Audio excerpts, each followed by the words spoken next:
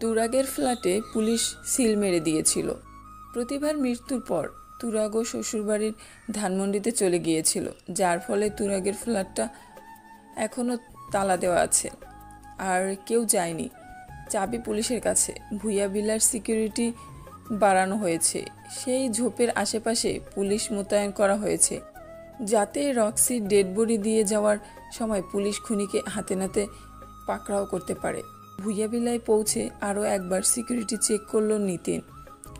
দেখল সবাই নিজ নিজ দায়িত্বে সঠিকভাবে পালন করছে কিনা। না, সবাই ঠিকঠাকভাবে কাজ করছে। সিকিউরিটি চেক করে পকেট থেকে গ্লোভস বের করে হাতে পড়তে পড়তে সিঁড়ি ভেঙে তুরাগের ফ্ল্যাটের দিকে এগোলো। ফ্ল্যাটের দরজায় গিয়ে চারদিকটা পরখ করতে লাগলো। দরজায় আটকানো নেমপ্লেটটার দিকে খানিক তাকিয়ে এক দীর্ঘশ্বাস ছাড়ল। মনে মনে আওড়ালো, মানুষ মরে যায়, রেখে যায় স্মৃতি। তুরাগ, প্রতিভা দুজনেই মারা গেছে, কিন্তু তাদের সাজানো সংসার আর হাজারো স্মৃতি দাঁড়িয়ে আছে আজও অমলিন। খট করে দরজা খোলার আওয়াজে কান অবধি পৌঁছাতেই নিতিন ধ্যান ভাঙল। বাস্তবে ফিরে দেখল আদাবর দরজা খুলে তাকে ভেতরে যাওয়ার আহ্বান জানাচ্ছে। নিতিন ধীর পায়ে ফ্ল্যাটে ঢুকল।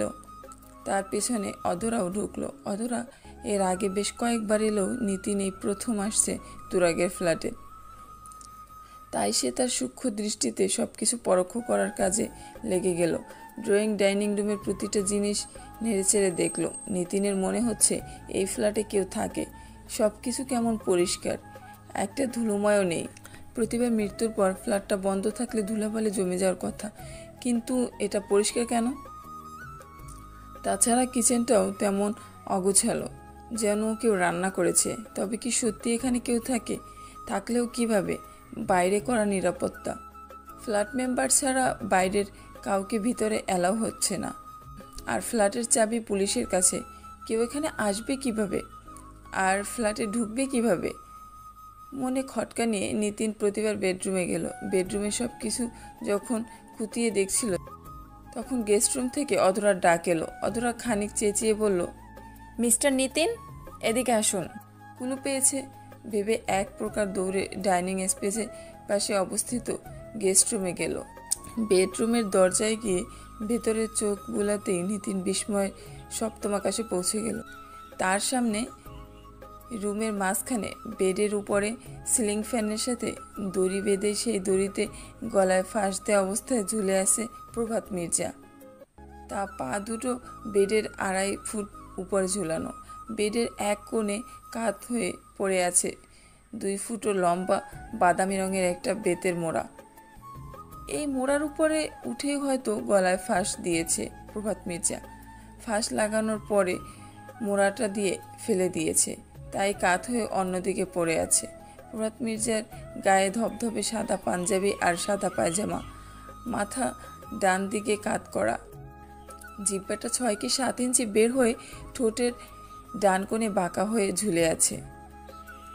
জিহ্বায় কামড় দেয়া। জোরে কামড় দেওয়ার কারণে জিহ্বা কেটে গিয়েছে বেশ কিছুটা। কাটা জায়গাটা থেকে রক্ত জিহ্বা গড়িয়ে বুকের উপরে পড়ছে। বুকের ডান পাশে কয়েক ফোঁটা রক্ত দেখা যাচ্ছে, সেগুলো শুকিয়ে যাচ্ছে। ফর্সা মুখটা কালো বর্ণ ধারণ করেছে। অতি কষ্টে মরেছে। নিতিন দরজায় দাঁড়িয়ে মিনিট 2 সময় দিয়ে প্রভাত মির্জাকে পরখ করলো। তারপর বেডের দিকে এগোলো। তার চোখ বেডের সাইডে টেবিল ল্যাম্পের পাশে রাখা খাতাটা। নিতিন খাটের পাশে ঘেঁষে দাঁড়িয়ে খাতাটা হাতে নিল। খুলে দেখল, খুলে রাখা খাতার উপরে পেজে লেখা, আমার মৃত্যুর জন্য কেউ দায়ী নয়। আমি স্বেচ্ছায় সজ্ঞানে আত্মহত্যার পথে বেছে নিয়েছি। সুইসাইড নোটে লেখা পড়ে হাসল নিতিন। তার থেকে খানিক দূরে দাঁড়িয়ে থাকা অধরার তখনও লাশের দিকে তাকিয়ে ভাবনার জগতে বিচরণ করছে। প্রভাত মির্জার সুইসাইড নোটের লেখাটা আগেই নজর এসেছে তার। সে ভাবছে, সুইসাইড নোট দেখে বোঝা যায় প্রভাত মির্জা সুইসাইড করেছে, কিন্তু তিনি সুইসাইড করলোটা কেন? যদি সুইসাইড করবে তবে এখানে এসেই কেন করলো? আর এত কড়া নিরাপত্তার পরও প্রভাত মির্জা এখানে এলেন কি? যদি মার্ডার হয় তবে খুনি প্রভাত মির্জাকে এখানে আনলো কিভাবে? সে চাইলে অন্য কোথাও তো মারতে পারতো, এখানে বা কেন? এটা সুইসাইড নয়, এটা বাকি সবগুলোর মতোই মার্ডার। প্রভাত মির্জার লাশ নামিয়ে খুঁটিয়ে দেখতে গিয়ে বলল নিতিন। নিতিনের কথায় চমকে উঠল অধরা। সেকেন্ড দশেক লাগলো নিতিনের কথাটা অধরার বুঝে আসতে। নিতিনের কথার ভাবার্থ বুঝতে পেরে এবারও বোকা বনে গেল অধরা। তার মুখটা ফ্যাকাশ হয়ে গেল। আবারও একই ভুল করতে যাচ্ছে সে কিভাবে ভুলতে পারে খুনির চতুরতার কথা, নিতিনের চিরকুটের ব্যাখ্যার কথা? কিভাবে ভাবতেই নিজের উপরে কপট করে রাগ ধরে অধরার। খুনি তো তাদের মাইন্ড ডাইভার করার জন্য চিরকুট পাঠায়, এটাও তেমন চিরকুট হতে পারে। বরাবরের মতো এবারও অধরার ফ্যাকাশি মুখ দেখে হাসল নিতিন। একই ভুল বারবার করবেন না। বরাবরের মতো এবারও খুনি নিজ হাতে চিরকুট লিখেছে। প্রভাত মির্জার হ্যান্ডরাইটিং নকল করেছে। শান্ত কণ্ঠে অধরা বলল, হ্যাঁ বুঝলাম, আশা করছি এটা মাথায় থাকবে। তবে এটা যে আত্মহত্যা নয় তা কিভাবে বুঝলেন? আপনি প্রভাত মির্জার কাটা জিহ্বার উপর নজর দিন, ব্যাপারটা আমাদের কাছেও ক্লিয়ার হয়ে যাবে। মোড়াটা খুনি ব্যবহার করেছে নিজের জন্য। প্রভাত মির্জাকে এই রুমে মারেনি, ড্রয়িং কিংবা ডাইনিং রুমে বসে মেরেছে। ড্রয়িং ডাইনিংয়ের পরিষ্কার পরিচ্ছন্নতা অন্তত তা বলে। তারপর এখানে এনে ঝুলিয়ে দিয়েছে। ঝুলিয়ে দেওয়ার পর মোড়ার উপর দাঁড়িয়ে প্রভাত মির্জার জিহ্বা কেটে মৃত্যু নিশ্চিত করেছে, এমনটাই আমার ধারণা। তবে একটা মজার ব্যাপার হলো, এতদিন খুনি আমাদের চমকেছে, আর আজ আমরা আকস্মিক দুর্গের ফ্ল্যাটে এসে খুনিকে চমকে দিলাম এবং তাদের প্ল্যানে পানি ঢেলে দিলাম। ভাবতেই ভালো লাগছে। আহারে বেচারা এবং বেচারার গ্যাং। আপনি বলতে চাচ্ছেন খুনি জানতো না আমরা এখানে আসবো আর লাশ দেখবো, তাই তো? এক্স্যাক্টলি। খুনিরা কল্পনাও করতে পারেনি যে আজ এভাবে প্রভাত মির্জা এক্সপোজ হয়ে যাবে। আমার ধারণা খুনিরা আজ রাতে প্রভাত মির্জাকে প্রতিবার মতো প্যাকিং করে তিহানা জাহানের কাছে, মানে মির্জা হাউসে পাঠাতো, আর কাল সকালে সবাই দেখতো। কিন্তু তার আগে আমরা এসে প্রভাত মির্জার লাশ দেখে ফেললাম। বেচারাদের প্রভাত মির্জার লাশ ট্রাভেল ব্যাগে ভরে র্যাপিং পেপার আর মোড়ানো হলো না। এবার কি হবে খুনির গ্যাংয়েরা? প্রভাত মির্জার লাশ যে প্রতিবার মতো প্যাক করবে আপনি কিভাবে বুঝলেন? অধরার প্রশ্নের জবাবে নিতিন মুচকি হেসে রুমের এক কোণে থাকা কাঠের সোফার দিকে ইশারা করলো, বলল, সোফার নিচের দিকে তাকান, সেখানে একটা লাল রঙের ট্রাভেল ব্যাগ আছে। আমার ধারণা ট্রাভেল ব্যাগের ভিতরে র্যাপিং পেপার, কাঁচি আর স্ক্র্যাচ টেপ সব কিছুই আছে। সব কিছু গুছিয়ে রেখেছে, রাতে প্যাকিং করবে বলে। অধরা সোফার নিচে তাকিয়ে অবাক হলো। সত্যি সোফার নিচে একটি লাল রঙের ট্রাভেল ব্যাগ রাখা। অধরা অবাক হয়ে সোফার কাছে গেল, হাঁটু ভেঙে বসে সোফার নিচ থেকে ট্রাভেল ব্যাগটা বের করলো। বিশাল আকারের ট্রাভেল ব্যাগ, একবারে নতুন চকচকে। অধরা নিতিনের কথা মিলে কিনা দেখার জন্য আরেক রাশ কৌতূহলী নিয়ে ব্যাগের চেইন খুললো। ব্যাগের চেইন প্রচুর সারপ্রাইজ করেছি। খুনিরা তাদের সারপ্রাইজের মাধ্যমে পুরো দেশ হেলিয়ে দিয়েছে। আমরা এবার সেই খুনিদের সারপ্রাইজ দিতে দিতে তাদের জীবন ফাঁস করব। ইস, আজ যদি তাদের মুখখানা দেখতে পেতাম। নিচে এসে সিকিউরিটিকে চেক করার নামে সময় নষ্ট না করলে আজ হাতে নাতেই ধরতে পারতাম। চান্স মিস করলাম। শেষের কথাগুলো বলার সময় একরাশ আফসোসের স্পর্শ করলো নিতিনের গলায়। অধরা ভ্রু কুঁচকে বলল, নিচে কড়া সিকিউরিটি, ফ্ল্যাটের চাবি পুলিশের কাছে, এত সব ডিঙ্গিয়ে খুনিরা এখানে আসলো কিভাবে? আর প্রভাত মির্জাকেও আনলো কিভাবে? অধরার কথায় প্রত্যুত্তরে নিতিন বলল, ভুইয়া ভিলার পিছন ঘেঁষে দাঁড়িয়ে আছে ফরিদ ভিলা। 2 বিল্ডিংয়ের দূরত্ব একেবারে নেই বললেই চলে। ফরিদ ভিলার সিঁড়ি বেয়ে ছাদে উঠে লাফিয়ে একসাথে আসাটা অসম্ভব নয়। তারা এভাবেই এসেছে বলে আমার ধারণা। আর প্রভাত মির্জাকে ব্ল্যাকমেল করে আনাটাও খুব কঠিন নয় তাদের কাছে। আর রইল করা সিকিউরিটির কথা।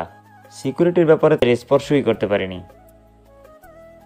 তারা রাতের আধারে এসেছে। তাছাড়া ফরিদ ভিলা, ভুইয়া ভিলার সামনে থাকা পুলিশের নজরে একদমই পড়ার কথা নয়। আর আমি যতটুকু জানি ফরিদ ভিলায় সিসিটিভি ক্যামেরা স্থাপন করা নেই। এই ব্যাপারটা তাদের কাছকে আরও সহজ করে দিয়েছে। কিন্তু চাবি? তুরাগের ফ্ল্যাটের চাবি তো পুলিশের কাছে আছে, আর ভুইয়া ভিলার ছাদের দরজাও তালা মারা থাকে, চাবিটাও নিচে অবস্থানরত পুলিশের কাছে। পুলিশের সাহায্য ছাড়া তাদের এই ফ্ল্যাটে আসা সম্ভব না। তবে কি এসবে পুলিশও জড়িত থাকে? ভাবুক কণ্ঠে বলল অধরা। নিতিন মুচকি হেসে বলল, মিস অধরা, আপনি অতি গভীরে চলে যাচ্ছেন। সহজে বসে ভাবুন, প্রযুক্তির যুগ এখন। এখন সাবানের চাবি বসিয়ে ছাপ নিয়ে সেই ছাপ অনুসরণ করে চাবি বানানো যায়। আর এটা তো সামান্য তালা। এখন তালাগুলোর ছবি তুলে নিয়ে মেকানিককে দেখালে বলতে পারবে কোন তালা কোন চাবি। সে অনায়াসে বানিয়ে দিতে পারবে। খুনিরা অতি সচেতন, পুলিশের সাহায্য নিয়ে রিস্ক কাঁধে নেবে না, তাই এই ট্রিক্স ফলো করেছে যথাসম্ভব। এত ঠান্ডা মাথায় সব কিছু কীভাবে সামলায় তারা? সব কিছু একদম পারফেক্ট, কোনো ক্লু রাখে না? আপনার কথার ধরন দেখে মনে হচ্ছে আপনি খুব ইমপ্রেসড। না মানে আপনার কথার ধরন দেখে মনে হলো, তাই বললাম। মিস্টার নিতিন, আমরা এখানে একটা কাজের জন্য এসেছি। আই থিঙ্ক আজহাইরা সময়টা কাটিয়ে কাজে ফোকাস করা উচিত। Yes, you are right. আমি ভুলেই গিয়েছিলাম। আপনি লাশের কাছে থাকুন, আমি তুরাগ প্রতিভার বেডরুমটা পর্যবেক্ষণ করে আসি। ওই রুমে তল্লাশি করতে গিয়ে মাঝপথে তল্লাশি থামিয়ে এখানে এসে পড়ছিলাম। আমি যাই। হেসে বলল নিতিন। অধরে নিয়েছে, নিতে বাধ্য হয়েছে। চতুর্ভুজাকৃতি রঙিন ছবিটার স্থান দেখে আন্দাজ করা যায় এটা ইন্দোনেশিয়ার বালিতে তোলা। ফটো ফ্রেমের সাথে ট্যাগ কার্ড ঝুলানো, তাতে লেখা তুরাগের প্রথম ফরেন ট্রিপ। লেখাটা চিনতে অসুবিধা হলো না নিতিনের। রুমের এক কোণে বোর্ডে আটকানোর প্রতিভা শিরোনামের নিচে থাকা চিরকুটগুলোর লেখার সাথে এ লেখাটা মিলে যায় হুবহু। এটা প্রতিভার লেখা। নিতিন ট্যাগ কার্ডের লেখার দিকে খানিকক্ষণের তীক্ষ্ণ দৃষ্টিতে তাকিয়ে রইল। তারপর ছবির দিকে তাকিয়ে কিছু একটা ভাবনা শেষে পুরো রুমের প্রতিটা জিনিস খুঁটিয়ে দেখলো। তেমন কিছু চোখে পড়ল না তার। তল্লাশি শেষে বেডরুম থেকে বের হয়ে সে ডাইনিং ড্রয়িং তল্লাশি করার ভান করলো কিছুক্ষণ। তারপর আবার গেস্ট রুমে ফিরে গেল। প্রভাত মির্জার লাশ মেঝেতে শোয়ানো। অধরা লাশের দিকে তাকিয়ে লাশের পাশে দাঁড়িয়ে আছে। নিতিন গিয়ে অধরার পাশে ঘেঁষে দাঁড়ালো। তারপর লাশের দিকে তাকিয়ে একবারে নিচু গলায় বলল, আপনি যেভাবে আছেন সেভাবেই থাকুন। আমার কথা শোনার সময় কিংবা আগে পরে আমার দিকে তাকাবেন না। যা বলছি মনোযোগ দিয়ে শুনুন। জি বলুন। নিতিন এবার সোফার সামনে থাকা সেন্টার টেবিলের কাছে গেল। সেন্টার টেবিলের উপর থাকা পত্রিকাটা হাতে নিল। পত্রিকায় চোখ বুলাতে ভান করে আবারও অধরার পাশে সে দাঁড়ালো। অধরা নিতিনের গতিবিধি লক্ষ্য করছে আর অবাক হচ্ছে। সে বুঝতে পারছে নিতিন কী করতে চাচ্ছে, তবে একটু বুঝতে পারছে যে নিতিন কোনো একটা উদ্দেশ্য নিয়ে এসব করছে, কিন্তু কি করতে চাইছে। এমন ভাবনা যখন মনে আওড়াচ্ছে তখন পাশ থেকে নিতিন পত্রিকা চোখ রেখে মিনমিন গলায় বলে উঠল, মিনিট তিনেক পর আপনার ফোনে একটা মেসেজ আসবে। মেসেজ আসার পর আপনি ফ্ল্যাট তল্লাশি করার ভান করে ব্যালকনিতে যাবেন। তারপর ফোন বের করবেন। সেখানে গিয়ে এমন ভান করবেন যেন আপনি তল্লাশি করছেন আর মাঝে সময় দেখার প্রয়োজন বোধ করছেন, তাই ফোন বের করে করে টাইম দেখছেন। ফোন বের করে অবশ্যই প্রথমে ফোনের ব্রাইটনেস কমিয়ে নেবেন এবং টাইম দেখার ভান করে মেসেজটা দেখে নেবেন। বলেই নিতিন হেসে দিল। নিতিনের ভাব দেখে মনে হচ্ছে সে পত্রিকা পড়ে হাসছে। নিতিনের কথায় অধরা অবাক হলো, তা প্রকাশ করলো না। লাশের দিকে তাকিয়ে রইল। নিতিন তখনও পত্রিকা পড়ছে খুব মনোযোগ দিয়ে। খানিক পরে নিতিনের ফোন বেজে উঠল। ফোনের রিংটন কানে যেতেই নিতিন পত্রিকা বন্ধ করে এক হাতে নিয়ে আরেক হাত দিয়ে পকেট থেকে ফোন বের করে রিসিভ করলো। কথা বলতে বলতে পত্রিকার যথাস্থানে রেখে গেস্ট রুম হয়ে থেকে তুরাগের ফ্ল্যাট থেকে বেরিয়ে গেল। নিতিনের সব কিছু এমনভাবে করলো যে সন্দেহ করার কোনো পথই রইল না। মিনিট তিনেক পর অধরার ফোনে টুক করে আওয়াজে অধরা বুঝলো যে নিতিনের বলা সেই মেসেজ এসেছে। অধরা তল্লাশি করার ভান করে ব্যালকনিতে গেল। ফোনের ব্রাইটনেস কমিয়ে খানিক আগে আসা মেসেজের ওপেন করলো। ফিঙ্গারপ্রিন্ট ব্যুরোকে দিয়ে ফ্ল্যাটের প্রত্যেকটা জিনিস চেক করুন। আমার ধারণা আমরা আসার আগ অবধি খুনিরা এখানেই ছিল। আমাদের আসার খবর পেয়ে পালিয়েছে, সো তাদের ফিঙ্গারপ্রিন্ট থাকার কথা। কিচেন আর ডাইনিং স্পেসটা ভালো করে চেক করবেন, আর সেটি অবশ্যই আপনার উপস্থিতিতে। সব কিছু আপনি নিজে পরখ করবেন। আর আমার মনে হয় ফ্ল্যাটে সিসি ক্যামেরা আছে, অ্যান্ড এই মুহূর্তে খুনিরা ফ্ল্যাটে কি হচ্ছে না হচ্ছে তা দেখছে, তাই আপনাকে ব্যালকনিতে যেতে বলা। ব্যালকনিতে সিসি ক্যামেরা থাকার সম্ভাবনা নেই। আমি কোনোভাবেই চাই না খুনিরা জানুক আমি কোথায় যাচ্ছি। আমি খুনিদের চমকে দিতে চাই।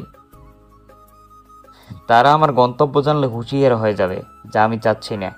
তাই আপনাকে সরাসরি না বলে মেসেজের মাধ্যমে বলছি। শুনুন, ফ্ল্যাটের প্রত্যেকটা রুমে সিসি ক্যামেরা আছে বলে আমার ধারণা। তারা অতি সূক্ষ্ম জায়গায় রেখেছে সম্ভবত, যা অতি সূক্ষ্মভাবে না দেখলে চোখে পড়বে না। সিসি ক্যামেরা খুঁজে পেলে সাথে সাথে জব্দ করুন, তবে অফ করবেন না। জাস্ট কালো কাপড় বা টিস্যু দিয়ে মুড়িয়ে নেবেন। লাশ ফরেনসিক ল্যাবে পাঠিয়ে তিহানা জাহানকে খবর দিতে বলবেন না। তিহানা জাহানকে খবর দেওয়ার পর স্বরূপার বয়ফ্রেন্ড মৃদুল এবং প্রতিভার কাজিন ডক্টর কৌশিককে পুলিশ পাঠিয়ে থানায় নিয়ে যান। তাদের জিজ্ঞাসাবাদ করুন, কোনো ক্লু পেলে পেতে পারেন। আপনার সাথে আমার কাল সকাল দেখা হবে। আমার সাথে থাকবেন। Shocking news. ততক্ষণ অবধি ভালো থাকুন, সুস্থ থাকুন। একদমই মেসেজ পড়ে শেষ করলো অধরা। মেসেজ পড়ে বুঝতে পারলো নিতিনের উদ্ভট আচরণের কারণ বুঝে একটা চাওয়া দীর্ঘশ্বাস ফেলে বিড়বিড় করে বলল, আসামিদের উপর নজর রাখে আর আমার বেলায় আসামি পুলিশদের উপর নজর রাখছে। কি দিনকাল আসলো রে। আচ্ছা করলো, তারা সব কিছু চেক করে সন্দেহজনক কিছুই পরীক্ষা নিরীক্ষা করে ল্যাবে নিয়ে। তুরাগের ফ্ল্যাটের কাজ শেষ করে অধরা পুলিশ পাঠালো ডক্টর কৌশিক এবং মৃদুল থানায় নিতে। তারপর সে নিজে ফোন করলো তিহানা জাহানের কাছে। উদ্দেশ্য প্রভাত মির্জার মৃত্যুর খবর তাকে দেয়া। কয়েকবার ফোন করেও তিহানা জাহানকে পাওয়া গেল না। শেষে মির্জা হাউসের ল্যান্ডলাইনে ফোন করলো। দুবার বাজার পর এক কেয়ারটেকার ফোন রিসিভ করে জানালো যে প্রভাত মির্জার মৃত্যুর খবরটা লিক হওয়ার পর যখন টিভিতে ব্রেকিং নিউজ দেখাচ্ছিল তখন তিহানা জাহানের চোখে তা পড়েছে। স্বামীর করুণ মৃত্যুর কথা শুনে এবং দেখে সইতে না পেরে সাথে সাথে হার্ট অ্যাটাক করে। কয়েকজন সার্ভেন্ট তাকে নিয়ে হাসপাতালে গেছে। বর্তমানে তিনি হাসপাতালে। শুনে এক দীর্ঘশ্বাস ছাড়ল অধরা। ফোন রাখতেই জিহাদ কল করলো। কল রিসিভ করতে ওপাশ থেকে জিহাদ বলল, ম্যাডাম, আমরা নিদুলকে ধরতে এসে জানতে পেরেছি সোনার এমন করুণ মৃত্যু মানতে না পেরে মানসিক ভারসাম্য হারিয়েছে মিথুন। সে এখন মানসিক হাসপাতালে ভর্তি আছে। আর দা কোরসকে হাসপাতাল থেকে ফেরার পথে কারা জানে কুবিয়ে জখম করেছে। সেও এখন হসপিটালে আছে। আমরা হাসপাতালে গিয়েছিলাম, তারা কেউ এখনও জবানবন্দি দেওয়ার অবস্থায় আসেনি। আপনারা ফিরে আসুন, গম্ভীর কণ্ঠে বলল অধরা। ফোন রেখে বলল, ডক্টর কৌশিকের উপর হামলাও খুনিদের কাজ। ডক্টর কৌশিকের উপর হামলাও খুনিদের কাজ। এই খুনিগুলোকে একবার হাতে পাই 1000টা মামলা দিব। পরের দিন সকালে থানায় গিয়ে ফরেন্সিক রিপোর্ট নিয়ে বসলো অধরা। ফরেন্সিক রিপোর্ট বলছে ইটস এ সুইসাইড। বডিতে প্রভাত মির্জা। রিপোর্ট এমন বলছে কেন? আচ্ছা, ফরেন্সিক রিপোর্ট ভুল আসছে না তো? এমন নয় তো যে কেউ রিপোর্ট পাল্টিয়ে দিয়েছে? কিন্তু ফরেন্সিক তো সিআইডির আন্ডারে আর তারা সবাই ট্রাস্টেড। কেউ এমন কাজ করবে বলে মনে হয় না। আচ্ছা, এমন না তো যে খুনি গ্যাংয়ের কেউ একজন ফরেন্সিক বিভাগে আছে, সেই রিপোর্ট পাল্টে দিচ্ছে? হতেই পারে। খুনিরা চতুর, এমনটাই হওয়া সম্ভব। আসতে পারি? আসুন। বোকা বানানো কত সহজ, আর খুনিরা আমাদের বোকা বানিয়েছে কিভাবে? ভুরু জোড়া কুচকে রেখে অধরা নিতিনের বাড়িয়ে দেয়া ফাইল হাতে নিল এবং তাতে চোখ বুলালো। চোখ বুলিয়ে অধরা বিস্ময়ের সপ্তম আকাশে উঠে গেল। এই মুহূর্তে তার সামনে একটা ফরেন্সিক রিপোর্ট রাখা। রিপোর্টটা প্রভাত মির্জার। তাতে বলা হয়েছে যে প্রভাত মির্জাকে মৃত্যুর আগে অ্যালকোহল জাতীয় কোনো পানি সেবন করানো হয়েছে অতিমাত্রায়। তবে তার মৃত্যু হয়েছে শ্বাসরোধের কারণে। মৃত্যুর পূর্বে তার জিহ্বায় ছুরির আঘাত করা হয়েছে। তার শরীরে অসংখ্য আঙ্গুলের ছাপ পাওয়া গেছে। তার শরীরে আঙ্গুলের ছাপের সাথে অবিলাসী আঙ্গুলের ছাপ ম্যাচ করেছে। এটা ফরেন্সিক রিপোর্ট হলে ওটা কি? নিতিনের কথা শুনে অধরা আফসোসের সাথে বলল, ওটা বোকা বানানোর ট্রিক্স। এই অবধি যত ফরেন্সিক রিপোর্ট হাতে পেয়েছেন সব ভুল, কোনোটার ভিত্তি নেই। খুনিরা তাদের মন করা রিপোর্ট বানিয়ে আমাদেরকে দিয়েছে। এতে সাহায্য করেছে ফরেন্সিক ল্যাবের কয়েকজন সদস্য। আমি সন্দেহ করছিলাম, তবে আপনি আসলটা পেলেন কোথায়? ওরা তো পাল্টে দিয়েছে। কেসের বার হাতে পাওয়ার পর পুরো কেসের ফাইল দেখে মনে হচ্ছিল না যা দেখছি সব সত্য নয়। এসব আমাদের দেখানো হচ্ছে বলেই আমরা দেখছি। আড়ালে অনেক বড় সত্য লুকিয়ে আছে। তাদের দেখানো সব কিছুতেই আমাদের সন্দেহ ফরেন্সিক রিপোর্টের বাইরে নয়। সন্দেহের সত্য মিথ্যার যাচাই করা পরিকল্পনা মাথায় এলো প্রভাত মির্জার লাশ দেখা। ফরেন্সিক রিপোর্ট যদি কেউ পাল্টিয়ে থাকে তবে আজ নজরদারি করলেই ধরা পড়বে। তাই আমি তুরাগের ফ্ল্যাট থেকে তাড়াহুড়ো করে বেরিয়ে মালিবাগে গেলাম। সেখানেই সিআইডির প্রধান কার্যালয়। সালাউদ্দিন স্যারের সহযোগিতায় ফরেন্সিক ল্যাবের ভিতরে অতি সূক্ষ্ম জায়গায় কয়েকটা সিসি ক্যামেরা বসালাম, যা ল্যাবের কেউ জানে না। ক্যামেরা বসানোর পর আমি তার কন্ট্রোল রুমে বসে ফুটেজ দেখতে লাগলাম। তারপর লাশ ল্যাবে পাঠানো হলো। দায়িত্বরত ডাক্তার তার কাজ শুরু করলেন। কাজ শেষে খুনিদের ধরানো লোক doctor Lipika, doctor Sajid, doctor Jahangir আর রিপোর্ট মেকার ফিরোজ নিজাস ল্যাবের মাঝে এক হলো। খানিক কানাকানি করলো, তারপর রিপোর্ট তৈরি করার কাজে লেগে পড়লো। ফিরোজের পকেট থেকে একটা কাগজ বের করে সাথে সাথে স্যার পদক্ষেপ নিলেন। তাদের গ্রেপ্তার এবং জিজ্ঞাসাবাদ করা হলো। চাপের মুখে সব স্বীকারও করলো তারা। কি স্বীকার করলো? প্রতিভা খুন হওয়ার 5 দিন আগে এই 5 জনের কাছে একটা করে বেনামি চিঠি আসে, যাতে লেখা ছিল ফরেনসিক রিপোর্ট পাল্টানো এবং মিথ্যা জবানবন্দি দিলে তাদের মোটা অঙ্কের টাকা দেওয়া হবে। একটা ফরেনসিক রিপোর্ট পাল্টানো এবং মিথ্যা জবানবন্দির বিনিময়ে তারা পাবে জনপ্রতি 1 লক্ষ টাকা। 6টা রিপোর্ট বদলাতে হবে, বিনিময়ে একজন পাবে 6 লক্ষ। 50,000 কাজ করার আগে ও 50,000 কাজ করার শেষে। ফরেনসিক ল্যাবের দায়িত্বরত ব্যক্তিবর্গদের মাঝে এরা ছিল সবচেয়ে লোভী শ্রেণীর। তাই হয়তো খুনি তাদের কি হাত করেছে। সামান্য কাজের বিনিময়ে 6 লাখ টাকা কামানোর লোভ সামলাতে পারল না কেউই। চিঠিতে লেখা ছিল রাজি হলে পরদিন সকালবেলা ধানমন্ডি লেকের পাড়ে যেতে। অগ্রিম টাকাটা সেখানে একটা ছোট্ট বাচ্চাকে দিয়ে দেওয়া হবে। পরদিন তারা সেখানে গেল। চিঠি মোতাবেক একটা বাচ্চাকে দিয়ে টাকা পাঠানো হলো। টাকা পেয়ে খুশিতে গদগদ হয়ে তারা কাজ শুরু করে। খুনির কথা মতো মিথ্যা রিপোর্ট বানানো, সেই অনুযায়ী জবানবন্দি সবই করে তারা। সব ঠিকঠাক ছিল, তাদের প্রাপ্যও পেয়েছে, কিন্তু শেষ সময় এসে তারা ধরা খেয়ে গেল, এমনটাই স্বীকার করেছে তারা। ডক্টর লিপিকাকে আমি কত ভালো ভেবেছিলাম, কত বিশ্বাস করতাম, আর সেই কিনা এসব করলো। কাউকে সহজে বিশ্বাস করা উচিত না, কাউকেই না। যারা সহজ মনে কাউকে বিশ্বাস করে তারাই ঠকে। আর আমাদের প্রফেশনে তো বিশ্বাস শব্দের চেয়ে সন্দেহ শব্দের প্রয়োগটা বেশি হয়ে থাকে। এগুলো মাথায় রাখবেন। সারাদিন আসামিদের সন্দেহ করতে হবে। আমার তো আমার বউকেই সন্দেহ করতে ইচ্ছে করে, যদিও তা পারি না। কেসের কথার মাঝে পরিবারের কথা বলাটা অপ্রাসঙ্গিক কথাবার্তা কোনো কালে পছন্দ নয় অধরার, তাই সে এসব বিষয় এড়িয়ে চলে। সে মানে কাজের সময় শুধুই কাজ, পরিবারের তখন কেউ না। আজ অবধি থানায় কেউ শুনেনি অধরার মুখে তার মা কিংবা স্বামীর গল্প। নিতিনের এই খাতা ছাড়া কথায় অধরা ভুরু কুঁচকালো। নিতিন জিহ্বায় কামড়ে বলল, সরি, অপ্রাসঙ্গিক কথা বলে ফেললাম। কথা ঘুরিয়ে অধরা বলল, ওই 5 জনের ভাষ্যমতে তারা খুনিদের দেখেনি, তাই তো? নিজেকে স্বাভাবিক করে নিতিন জবাব দিল, হ্যাঁ, অবশ্য তারা না দেখলেও খুনিদের বের করা এবার আমাদের জন্য অতি সহজ হয়ে গেছে। একজনকে তো পেয়ে গেছি, আর বাকিদেরও ধরব। আমি নিশ্চিত প্রভাত মির্জাকে খুন অবিলাস করেছে। কিন্তু অভিলাষ কিভাবে খুন করবে? সে তো মারাই গেছে। ফাইলের দ্বিতীয় পেপারটা দেখুন, তাতে লেখা আছে অভিলাষ মনে করা পোড়া লাশের সাথে অভিলাষের ডিএনএ ম্যাচ করেনি। আমার ধারণা মর্গ থেকে বেওয়ারিশ লাশ পুড়িয়ে অভিলাষের নাম দিয়ে চালিয়ে দেওয়া হয়েছে। তারপর ফরেনসিক রিপোর্ট পাল্টিয়ে ঘটনা নিখুঁত করা হয়েছে। অভিলাষ বেঁচে আছে, আর এসব করছে অভিলাষ নিজেই। 1 সেকেন্ডে ফরেনসিক ল্যাবে কর্মরত ডাক্তার সাজিদ কি সেই যে কিনা অধরাকে বিয়ের আগে বিরক্ত করত? ডক্টর সাজিদের নাম শুনে আমারও প্রথম তাই মনে হয়েছিল, কিন্তু পরে খবর নিয়ে জানতে পারি দুজনে ভিন্নজন। ডক্টর সাজিদের পুরো নাম সাজিদ শেহজাদ, যার গ্রামের বাড়ি যশোর আর ঢাকায় স্থানীয় বাড়ি হচ্ছে গুলশানে। আর যে প্রতিভাকে বিরক্ত করে তার নাম সাজিদ হোসেন। তার গ্রামের বাড়ি সিলেট, ঢাকার বাসা ধানমন্ডি। বর্তমানে সে কাপড় ব্যবসায়ী, গাউসিয়ার দোকান নিয়ে বসেছে। দুজনের সব কিছু আকাশ পাতাল ডিফারেন্স। সো দুজনকে গুলিয়ে ফেলার কোনো ওয়েই নেই। ও আচ্ছা, ওই লোভী ডাক্তারগুলোর কঠোর শাস্তি হওয়া দরকার। রেগে কটমট করে বলল অধরা। নিতিন শান্ত কণ্ঠে বলল, তারা এখন আইনের আওতায় আছে। আশা করি বিশ্বাসঘাতকতার শাস্তি পাবে তারা। বাই দ্য ওয়ে, অভিলাষের কাহিনীটা মাথার উপর দিয়ে যাচ্ছে আমার। সিম্পল বিষয়, অভিলাষের মৃত্যুতে ও অভিলাষের হাত আছে। আমি যদি ভুল না হই তবে প্রত্যেকটা খুনের সাথে অভিলাষ সম্পৃক্ত ছিল। তবে এখানে সে একা নয়, তার সাথে আরও কয়েকজন এই গ্রুপে সামিল আছে। আর এই খুনগুলো অনেক আগ থেকে পরিকল্পনা করা। জাস্ট সঠিক সময়ের অপেক্ষা ছিল সবাই। সঠিক সময় ওয়ার্কআউট করেছে।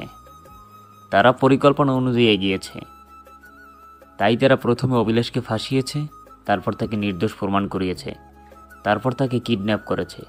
কিডন্যাপের পর অভিলাষ নিজেই মর্গ থেকে একটা লাশ বেছে নিয়ে পুড়িয়ে ভুইয়া ভিলে থেকে অদূরে সেই জপের কাছে রেখে গেছে। যখন তার লাশ সবাই দেখল, ডিএনএ তার সাথে ম্যাচ করিয়ে সে প্রমাণ করলো যে এটাই তার লাশ। সবাই বিশ্বাস করলো। এবার সে স্বাধীন। যেহেতু সে মৃত, তাই কেউ তাকে খুঁজবে না, সন্দেহ করবে না। সুতরাং সে নিশ্চিন্তে আড়াল থেকে তাদের প্ল্যানে সামিল হতে পারবে। জীবিত থাকা অবস্থায় খুনের মতো কোনো কাজ করার সুবিধা হচ্ছিল না, যা মরার পর নির্দ্বিধায় করতে পারবে। সন্দেহের আওতাধীন হতে সবার কাছে নিজেকে মৃত বলে প্রমাণ করাটা জরুরি ভেবেছে। তারা কখনো ভাবেনি আসল রিপোর্ট আমরা হাতে পাব। তারা ভেবেছে এভাবে মামলা সন্দেহের কৌটোয় গিয়ে কোনো সমাধান না পেয়ে একসময় বন্ধ হয়ে যাবে। অবিলাস যদি প্রতিভা খুনের সাথে জড়িত থাকে, তবে আমি নিশ্চিত বলতে পারি অবিলাস সেই গ্যাংয়ের সাথে জড়িত। সেই গ্যাংয়ের মেয়েও আছে, কোনো মডার্ন মেয়ে যে কিনা ভালো মেকআপ জানে, কারণ প্রতিভাকে খুনের আগে বা পরে সাজানো হয়েছিল।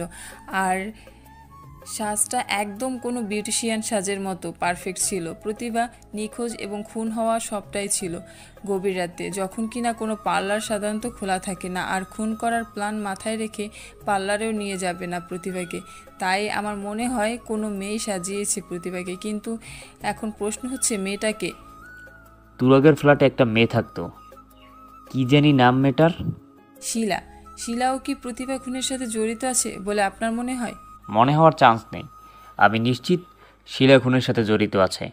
তবে শকিং নিউজ কি জানেন? শিলা প্রতিভাকে সাজিয়েছে। প্রতিভার চোখ মুখের মেকআপের উপর শিলার আঙ্গুলের ছাপ পাওয়া গিয়েছে। শিলা ওই গ্রাম্য কিশোরী মেয়েটা প্রতিভাকে সাজিয়েছে? আপনি যাকে গ্রাম্য কিশোরী বলছেন সে আসলে গ্রাম্য কিশোরী নয়। একটা গ্রাম্য মেয়ে যে কিনা ঠিক করে শুদ্ধ ভাষায় কথাই বলতে পারে না, সে কিভাবে এতটা স্মার্টলি একটা মেয়েকে সাজিয়ে গুছিয়ে দেবে আর খুন করবে? এটা হাস্যকর আর অবিশ্বাস্য, তাই না? আমার মনে হয় সে শহুরে মেয়ে। প্রতিভা খুনের উদ্দেশ্যে তুরাগের ফ্ল্যাটে কাজ নিয়ে ছদ্মবেশে ছিল। অধরা চোখ বড় বড় করে নিতিনের দিকে তাকিয়ে রইল, অবাক হয়ে বলল, এরা এক একটা কি চমৎকার অভিনেত্রী। এদের চাল চাতুরি দেখে আমার মাথা ঘুরাচ্ছে। মেয়েটা কি নিষ্পাপ চাহনি দিয়ে থাকতো। দেখে মনে হতো যে ভাজা মাছটা উল্টে খেতে পারে না। আমার ওকে কোনো প্রকার সন্দেহ হয়নি, অথচ এই মেয়ের থলে থেকে বিড়াল বেরোলো। অধরার বিস্ময়ে ভাব দেখে নিতিন হাসলো, হেসে বলল, আপনি এই সামান্য খবর শুনেই কাত? আমার কাছে বাকি যে শকিং নিউজ আছে তা শুনলে তো আপনি হার্ট অ্যাটাক করবেন। আরও শকিং নিউজ? হ্যাঁ, পুরো কেসে শেষ প্রান্তে চলে এসেছি বলতে পারেন। খুনি গ্যাংয়ের প্রায় সবাই আমার সামনে এসে গেছে। কারা কারা? এত শকিং নিউজ একসাথে বলবো না আপনাকে। শেষে দেখা যাবে এত শখ সইতে না পেরে আপনি ছক্কার ঘরে গিয়ে অক্কা পেলেন। তখন সবাই আমাকে মার্ডার কেসের আসামি বানাবে। তার চেয়ে বরং এখন থাক, আপনি থানায় বসে চিন্তা করুন, আমি ওদের বাকি খেল জেনে আসি। ততক্ষণ আপনি মাইন্ড সেট করুন, আমি এসে সবার সবগুলো খুলে বলবো। বলে এক ফাইল হাতে নিয়ে নিতিন হাঁটা ধরল। সমস্যা নেই, বলুন আপনি, আমি স্ট্রংলি নিতে পারবো। ইন্সপেক্টর অধরা, আপনার অবগতির জন্য জানাপূর্ব বাধ্য হচ্ছে যে আমি একটা কথা দুবার বলি না, সুতরাং চলি। আবারও হাঁটা ধরল নিতিন। আচ্ছা, বাকিদের কথা নাইবা বললেন, কিন্তু শিলার ব্যাপার তো কমপ্লিট করে যেতে পারেন। তা পারি, বলুন কি প্রশ্ন শিলার ব্যাপারে? অভিলাষ যদি প্রভাত মির্জাকে খুন করে, তবে হিসাব অনুযায়ী প্রতিভাকে খুন করেছে। শিলা প্রতিভাকে সাজিয়েছে, মানে সেও কি অভিলাষের সাথে খুনের গ্যাঙ্গে ছিল, তাই তো? শিলা যদি জড়িত না থাকতো তবে নিশ্চয়ই অভিলাষ শিলাকে খুনের কাজে নিত না, তাই না? শিলাকে খুনে সামিল করেছে, তার মানে সে জড়িত আছে, সিম্পল। শিলা যদি জড়িত থাকে তবে শিলা খুন হলো কেন? কে বলেছে শিলা খুন হয়েছে? আপনি বলতে চাচ্ছেন শিলা খুন হয়নি, তবে তার লাশ? আমাদের চোখে দেখা দৃশ্য সবসময় সঠিক হয় না মিস অধরা। আমাদের চোখের আড়ালে অনেক কিছুই রয়ে যায়। বাই দ্য ওয়ে, শিলার হাতের রান্না খুবই পাকা, স্বাদ একদম জিভে লেগে থাকার মতন। আমি বলছি কি আর আপনি বলছেন কি? কোথাকার কথা কোথায় লাগাচ্ছেন? এক সেকেন্ড, আপনি শিলার হাতের রান্না পেলেন কোথায়? আপনি আসার আগেই তো শিলার ডেড বডি পাওয়া গেছে। কাল তুরাগের ফ্ল্যাটে গিয়েই তো দেখলাম, খেলাম শিলার রান্না, খুব টেস্ট। জিহেদও খেয়েছে। আমার কথা বিশ্বাস না হলে জিহেদকে জিজ্ঞেস করুন। আপনাকেও টেস্ট করানো উচিত ছিল। ইস, কেন যে আপনাকে টেস্ট করালাম না। কি বলছেন আপনি এসব? আমার মাথার উপর দিয়ে যাচ্ছে, প্লিজ ক্লিয়ার করুন। অধরার কথায় নিতিন হেসে জিহাদকে ডাকলো। জিহাদ আসার পর বলল, জিহাদ, কাল তুরাগের ফ্ল্যাটে আমি আর তুমি যে পাস্তাটা খেলাম সেটা রিভিউ দাও তো।